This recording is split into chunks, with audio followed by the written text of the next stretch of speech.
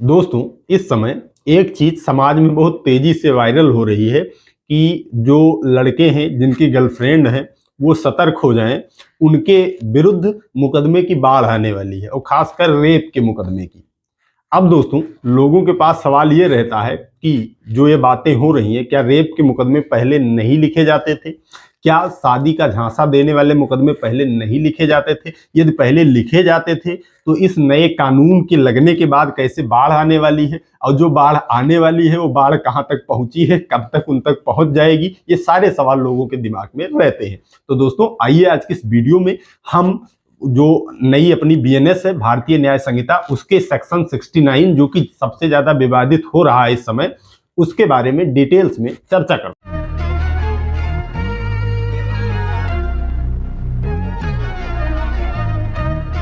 दोस्तों, जो नए लड़के लड़कियां हैं, इनमें अगर बात की जाए तो इनमें ज्यादातर लोगों का जो संबंध है वो कहीं ना कहीं होता है। कई लड़के लड़की फ्रेंड होते हैं, कई गर्लफ्रेंड बॉयफ्रेंड भी होते हैं। वैसे ही दो एक साधु मिल जाएं तो उनकी बात नहीं है, लेकिन अगर प्रैक्टिकली देखा जाए तो समाज में जो लड़का है उसकी कोई ना कोई गर्लफ्रेंड है, जो लड़की है उसका कोई ना कोई बॉयफ्रेंड है।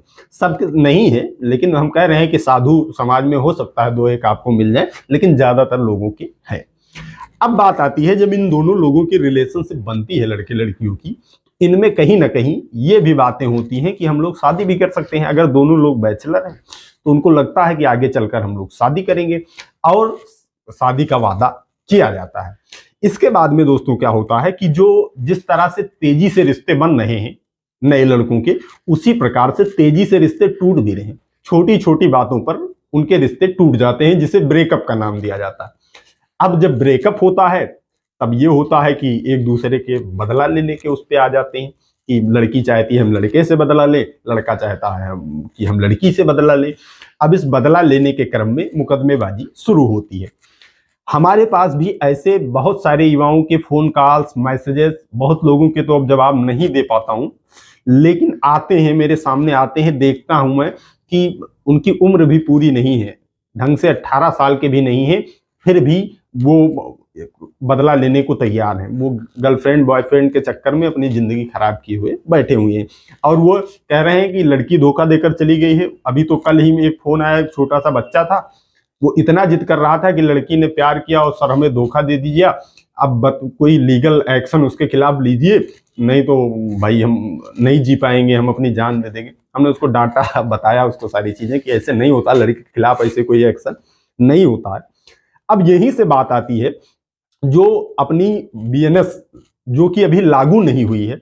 हम आपको पहले बता दें, एक ये कंफ्यूजन लोगों के दिमाग में बहुत है कि सरकार ने जो नया कानून लागू किया है, हर व्यक्ति यही कह रहा है कि सरकार ने जो नया कानून लागू किया है, कानून लागू नहीं हुआ है। कानून पारित हुआ है संसद से, राष्ट्रपति की सहमति उसमें मिली है, लेकिन अभी कानून लागू नहीं हुआ है। कानून लागू करने के लिए सरकार एक नोटिफिकेशन जारी करेगी, और यह बात उसने जो अपनी बीएनएस बनाई है उसके सबसे पहले यही लिख दी है कि यह कानून तब प्रभावी होगा जब सरकार एक नोटिफिकेशन जारी करेगी। गजट हो गया है, उसको नोटिफिकेशन मत मानिए, वो गजट हो गया है। उसके बाद भी एक नोटिफिकेशन जारी होगा, तब कानून लागू होगा। अब दोस्तों बात करते हैं कि जब लड़के तो बदला लेने की स्टेज पर हैं, जब लड़कियां बदला लेने के उस पर आती हैं तो लोगों का ये मानना होता है कि वो लड़कों के ऊपर sexual intercourse having pretext of marriage के आधार पर 376 का मुकदमा लिखा देती है। अब दोस्तों, ये जो नया बीएनएस आया, इसमें लोगों ने कहा कि 69 में एक स्पेसिफिक प्रोविजन कर दिया गया कि अगर कोई भी लड़का शादी का झांसा देकर किसी लड़की के साथ सेक्सुअल इंटरकोर्स करता है तो उसे 10 साल की सजा होगी। अब लोग कह रहे हैं कि हर लड़के के पास तो भाई गर्लफ्रेंड है और अनबन सब में होती ही है, तो इसमें मुकदमे की बाढ़ आने वाली है। अब यहाँ यह समझना होगा कि जब ये नया बीएनएस अपना आया है, इसी से मुकदमे की बाढ़ आने वाली है। क्या पहले हैविंग प्रीटेक्स्ट ऑफ मैरिज पर मुकदमे नहीं लिखे जाते थे? तो इसका जवाब यह है कि पहले भी लिखे जाते थे। अगर कोई लड़की कहती थी कि मुझसे शादी का झांसा देकर सेक्सुअल इंटरकोर्स इस लड़के ने किया है, तो उसके विरुद्ध मुकदमा लिखा जाता था, लेकिन कोई स्पेसिफिक सेक्शन नहीं था। कैसे लिखा जाता था? कई बार चीटिंग के साथ में रेप का मुकदमा लिख दिया जाता था, कई बार 376 2N लिख दिया जाता था, रिपीटेबल रेप को जो परिभाषित करता है। इस तरह से मुकदमे लिख दिए जाते थे, लेकिन कोई स्पेसिफिक प्रोविजन नहीं था। तो ये जो नया वाला आया इसमें स्पेसिफिक प्रोविजन कर दिया गया। इसमें जो शादी का वादा करके सेक्सुअल इंटरकोर्स करेगा उसके विरुद्ध सेक्शन 69 में FIR पंजीकृत होगी और उसमें 10 साल की सजा का प्रावधान किया गया। अब दोस्तों बात यह आती है कि क्या बाढ़ आने वाली है? अगर पहले से मुकदमे लिखे जा रहे थे शादी के वादा वाले, तो नया अगर स्पेसिफिक कानून बन गया है तो इसमें भी लिखे जाएंगे, कोई उसमें दिक्कत है नहीं। फॉल्स केसेस पहले भी लिखे जाते थे, सही केसेस पहले भी लिखे जाते थे, अब की स्थिति भी वही है, फॉल्स केसेस अब भी लिखे जाएंगे और सही केसेस भी लिखे जाएंगे। लेकिन अगर बाढ़ की बात की जाए तो ये बाढ़ जो लोग कह रहे हैं कि बाढ़ आ जाने वाली है, इनके कहने से संभव है कि बाढ़ आ जाए, क्योंकि जब किसी भी चीज का बहुत तेजी से प्रचार होता है तो लोग उससे प्रेरणा लेते हैं। जैसे इसका प्रचार हो रहा है कि नया कानून आएगा तो इसमें लड़की को ही सब कुछ कर दिया गया है और इसमें लड़की जो है वो लड़के को फंसा देगी। अब इन वीडियोज को लड़की भी देख रही है, इसका प्रचार प्रसार लड़कियों तक भी पहुंच रहा है, तो लड़कियां मोटिवेट हो जाएं, उससे बाढ़ आ जाए, ये संभव है। अब बात करते हैं कि ये जो कानून बनाया गया है इसमें क्या कमी है। तो कमी एक ही है कि ये जेंडर फ्रेंडली नहीं है। जैसे पहले कानून था वो जेंडर फ्रेंडली नहीं था, अब का कानून भी जेंडर फ्रेंडली नहीं है। अगर कोई भी लड़का शादी का वादा करके किसी लड़की के साथ सेक्सुअल इंटरकोर्स करता है तो उसे 10 साल की सजा होगी। लेकिन अगर कोई लड़की शादी का वादा करके लड़के को अपने झांसे में लेती है, उसके साथ सेक्सुअल इंटरकोर्स करती है या कुछ भी करती है, उससे धन उगाही करती है, तो उसके खिलाफ कोई स्पेसिफिक सेक्शन में मुकदमा लिखने का प्रावधान नहीं है।